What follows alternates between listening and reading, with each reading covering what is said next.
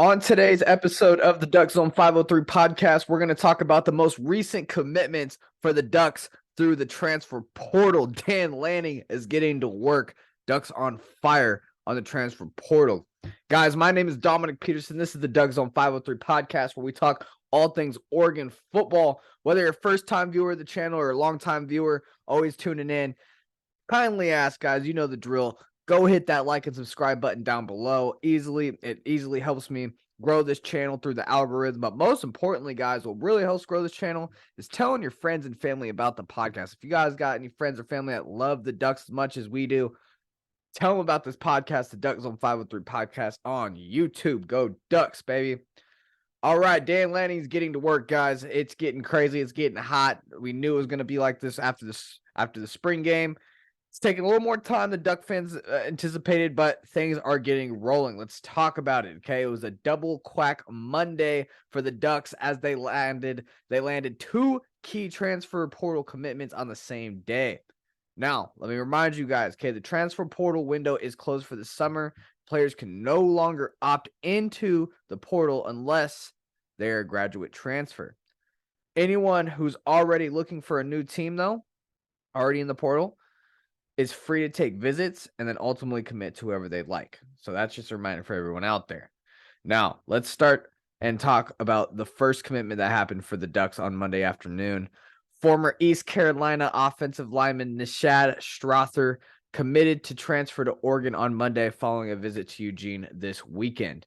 The 6'3" to 326-pound Strother, who is entering his fifth year junior season, has 2 seasons of eligibility remaining. He started 30 games at ECU, including each of the last 18. Strother was a 2-star recruit ranked number 2,776 nationally and number 49th among offensive guards in the 247 composite class of 2019.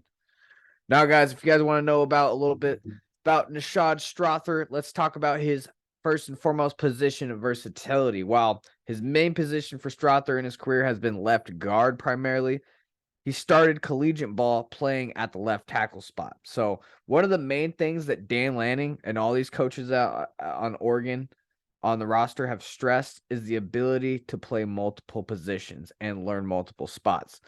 If you can be a Swiss Army knife on the offensive line, it just makes your offensive line that much more dangerous, that much more deeper if injuries were to come up. It's clear that Strother is capable of doing so, and his frame, 6'3", 330 pounds, really good frame, make him a good candidate to play on inside or outside on the line, though it's likely he's going to be competing for that left guard spot, none doubt. Another thing that Strother brings is a really strong PFF grade. Now, I get it. Some people might not like the PFF grading system and how they do their thing, but I mean, their grading system is a useful tool to look at when comparing players. Okay, there's certain things you got to look at when using PFF. Can't use it for every argument, but there are some things you can do when comparing players. PFF is a big fan of Strother, actually, giving him a overall grade of 72.8 in 2022, which was actually higher than the top-rated offensive lineman on the Ducks roster. Alex Forsyth was ranked as a 72.0. So while Strother's pass blocking grade is a 57.9 and could improve, Jackson Power Johnson led the Ducks with an 86.9 in 2022. The East Carolina guard's run blocking grade was 77.0, and that's pretty damn strong. So the pass blocking grade for Strother, he could improve a little bit, but his run blocking is pretty strong, according to PFF here. And Eugene, that would have ranked third on the team last season behind Powers Johnson, 84.7, and TJ Bass's 78.1. Again, and this is another major key, experience. Bringing experience and versatility is what we're getting with Strother here. Experience is not an issue with Strother here. While Oregon's offensive line is incredibly talented, there is a ton of inexperience when it comes to players who have multiple years starting and just really have proven play under their belt.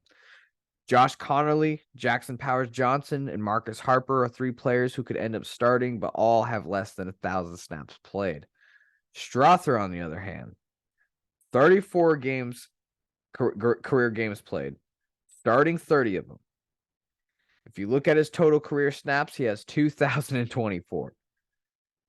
That now is second on the team behind only Texas transfer Junior Angelau, who has a total of 2,259 career snaps.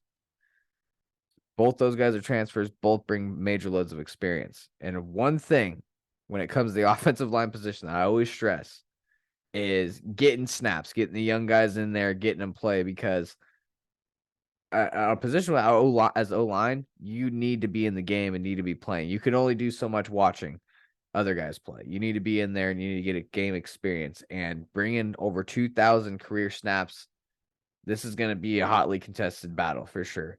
For reference, guys, Alex Forsythe finished his Oregon career with about 1,983 snaps. We all seen how long he was here. Stephen Jones has 1,580 career snaps, and Adrian Cornelius has 1,432 career snaps. So major experience coming on in this O-line. But like I said, guys, he's gonna have his work cut out for himself. No doubt. There's gonna be some competition. Strother does not come into the Ducks with just a locked in spot.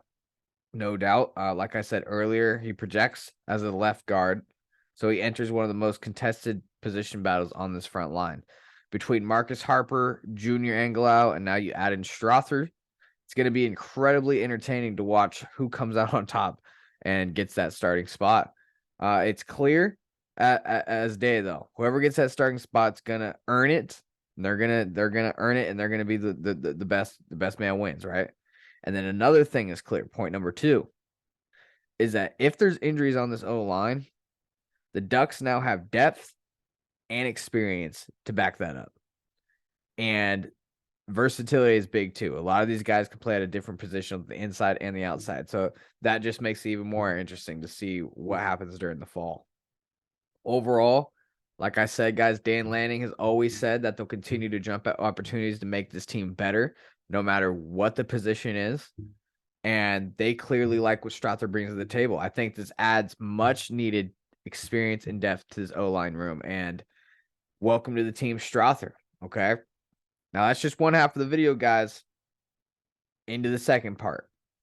That wasn't it for Dan Lanning and the Ducks. Okay. They got busy Monday afternoon, landing their second commitment of the day. Double Quack Monday. For the second consecutive offseason, guys, the Oregon Ducks are adding a familiar Colorado cornerback. Now, we've seen what the first one did. Christian Gonzalez went to the first round, killed it here at Oregon. Now we're adding Buffalo's corner, Nikko Reed, committed to transfer to Oregon on Monday. The 5'10", 185-pound Reed, a true junior, has 2 seasons of eligibility remaining. He had 42 tackles, including 1 sack and 2.5 for loss, 2 interceptions, and 7 pass breakups last season. He also averages 22.6 yards on 19 kickoff returns. Reed was a 3-star recruit, ranked number 1,940th nationally, number 154th among athletes in 247 sports composite in the class of 2021. Now, some things to know about Nikko Reed here. Much like I said, both about the Gary Bryant and the Nishad Strother commitments, Reed addition for the 2023 season shows the urgency that Dan Lanning and the coaching staff are attacking recruiting with. They want to win, and they want to win now. And capitalizing on previous relationship has been a constant theme this offseason, okay? Whether it be with Jordan Birch and Dan Lanning, Nikko Reed, Demetrius Martin, they've played crucial roles in Oregon's transfer portal haul.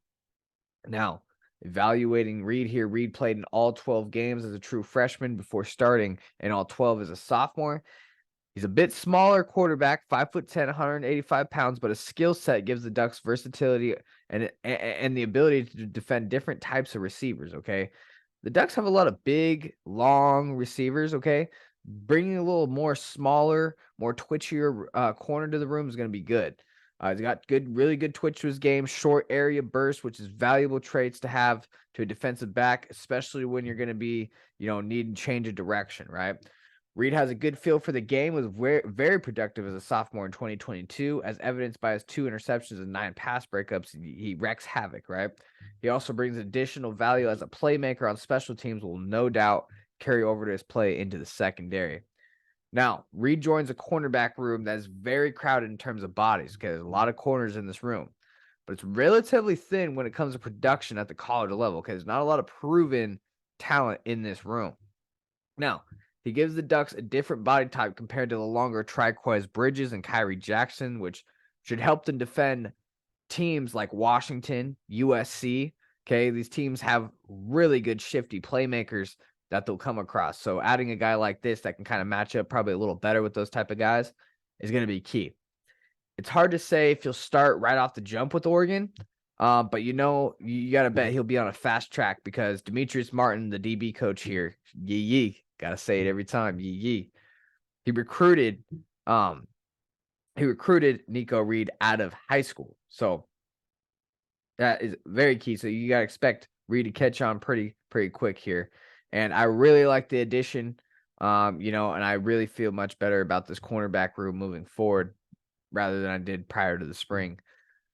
Still, again, overall, not a lot of proven talent. Okay, not sure if we really do got a lockdown cornerback like we did last year with Christian Gonzalez, where you can kind of just know wherever he's at, he's locking down that wide receiver. I don't know if we got a guy like that, but overall, I like the speed and the versatility in this room and the potential that this room has. So, gotta have my eye on this cornerback room. If this cornerback room can get help from the pass rush, I also think that was a big thing to do with last season's pass coverage skills, is there wasn't much of a pass rush. Matter of fact, one of the worst pass rushing teams for Oregon football in recent history.